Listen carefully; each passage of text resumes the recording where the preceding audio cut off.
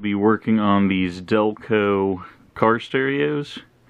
These are found in 96 to 2000 Chevy full-size trucks. They're found in some S10s, some full-size cars, and they're in the GMC and Chevy full-size vans as well as Astro vans. And I'm going to be modding it, adding a auxiliary jack like I have on this one. Actually, this is the finished product. Now, there are two different kinds of these stereos. One of them has 2 circuit boards, which is this model here. This is the kind that is easy to mod. As you can see from the, turn them both around. The ones that are easy to mod that have 2 circuit boards that we're going to be working on today, they look like this in the back. And the ones that is the single circuit board that are almost impossible to mod look like this. They can be identified mainly by the antenna. If the antenna plug is down below the auxiliary thing, then it is the 2 circuit board model. And if it is up equal to it, then it is the 1 circuit board model that's hard to mod. Also, most of the 1 circuit board models have fans, and most of the older 2 circuit board models do not have fans. And so if you're looking for one to mod, you're going to want one without a fan and with the antenna jack below this instead of equal to it. This one's going to go in my full-size 98 Chevy. And I'm looking at it and I'm thinking, where am I going to put an audio jack on this? And I was thinking, well, I could put it in the dashboard beside it. Then I realized I don't listen to cassettes anymore. Why not just put it right there on the cassette where the cassette used to go in? And you can see there's a big spot where there's plenty of room there. So that's what I'm going to do. As you can see, I took out these screws. They're really small, and I'm sure there's a socket that fits them, but I don't have one, so I used pliers. But I got them out, and this is a good opportunity to check all of the light bulbs, make sure they aren't bad. And what I like to do when I get these off is to take it all the way apart and let it soak in some hot soap water for a few minutes and do some scrubbing on it, because it's pretty good shape, but it's kind of dirty. So that should clean it up quite a bit. See, I got the holes drilled. I glued it pretty good. It's kind of a little bit ugly where the glue's showing through, but I glued it with super glue, and then after the super glue I went on with some hot glue just to make sure it wasn't going to go anywhere, because it will have a little bit of force on it. So I'm hoping all that glue will hold, because I did put a lot on it. And so I'm going to put a switch on one side and a jack on the other. So we'll see how it ends up. I got the panel all together. Doesn't look amazing, but it looks okay and it's functional. So now I just have to solder these. I see I got it coming out of the switch into this, and then I've got one end of this wire is going to go to the FM board over there, and then the other end is going to go to this board.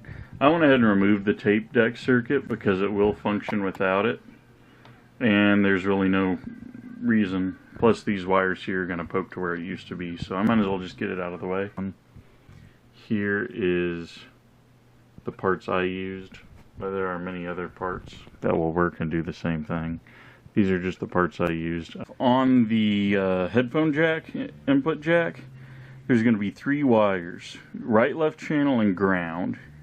And with the ground wire, you are going to want to ground it to the case. What I did here was I used a brown wire just to make, because ground's usually a darker color, and I just put it right to the screw where the tape deck used to be mounted. So that's going to give that a good ground there. And so, like I said earlier, that goes to the switch, and now one end of the switch here is going to go to the amplifier board right there, and the other end is going to go to the tuner board. Well, you want to make sure the center connector is the output of the switch. So that has to go to the amplifier board. So what I did was I took these two blue wires, since I used blue on both in and out, I marked my output with blue Sharpie. So now that I know when I poke it through to the other side of this circuit where I'm going to be soldering it, I will know that the blue one is the one that is going to the amplifier board. And then the other one is going to the tuner board. And then this switch will switch between tuner and input jack on the amplifier. On this plug, on this particular stereo model, the right channel is the 11th pin from the black. Start counting at the black, and the 11th pin will be the right channel, the 12th pin will be the left channel. And so that's how I knew which ones to go at. So as you can see, I soldered the two going to the FM board onto this plug. That's going to plug right into the FM board. And then the end coming out of the switch to the amp is going down here to where it used to go straight from the FM board to the amp. Now it's going from the FM board to the switch, and then from the switch to the amp board. See, I got it plugged in. I left the top off just to look at it one last time. As you can see, the tape is out. These wires can just dangle. It doesn't negatively affect anything. If you press eject, nothing happens. If you press tape, nothing happens. So anyway, those can dangle, and the most important thing is make sure that your jack is grounded. And other than that, let's see how it works, okay?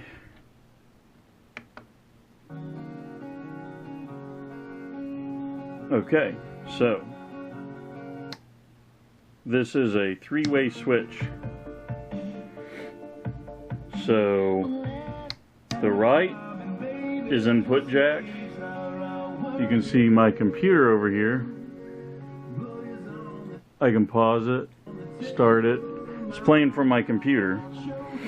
But if I switch the switch, middle is mute. Right, now I'm back to FM radio, which I can only get about 2 channels because I'm just using a hanger as an antenna. But you can see it works. All the knobs work fine. I need to get replacement knobs, obviously. All the knobs are gone, but that's what happens when you get a radio for $2 at a thrift store. So yeah, it works there. I just flip it. Now I got computer. And if I change the channel, it mutes it momentarily, because it thinks the channel's changing, but it's not. But I can change it AM, FM. Doesn't affect anything.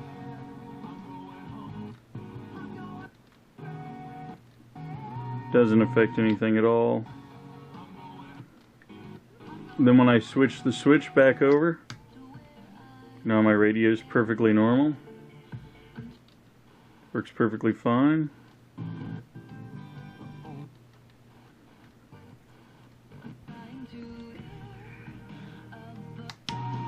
And you can, of course, all this still works good.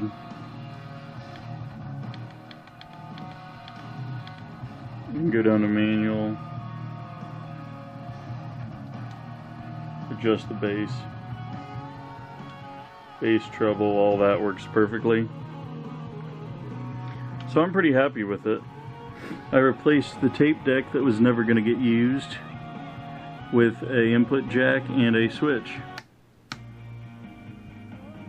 I know a lot of people like the deal where you plug in the jack and it switches automatically to the auxiliary. But I prefer a switch, that way I can leave my cord plugged in. So now I just get in my truck, want to listen to the phone, switch it back. And it's pretty simple, really. All I did was interrupt the circuit between the FM tuner and the amplifier board, or the preamp. So that's about it. All I got to do is put this one panel back on, and this will be ready to go in my full-size Chevy. So now I have a modded radio for my full-size Chevy and a modded radio for my S10. Here's the one I did previously for my S10, which I still haven't got installed yet. But now I got 2 radios ready to go. And I also have a slave CD deck for this one, so I'll be able to listen to CDs and my phone and radio still. So thanks for watching, and hopefully this might help somebody who wants to mod a radio like this too. Here's the final product with the cover on and working.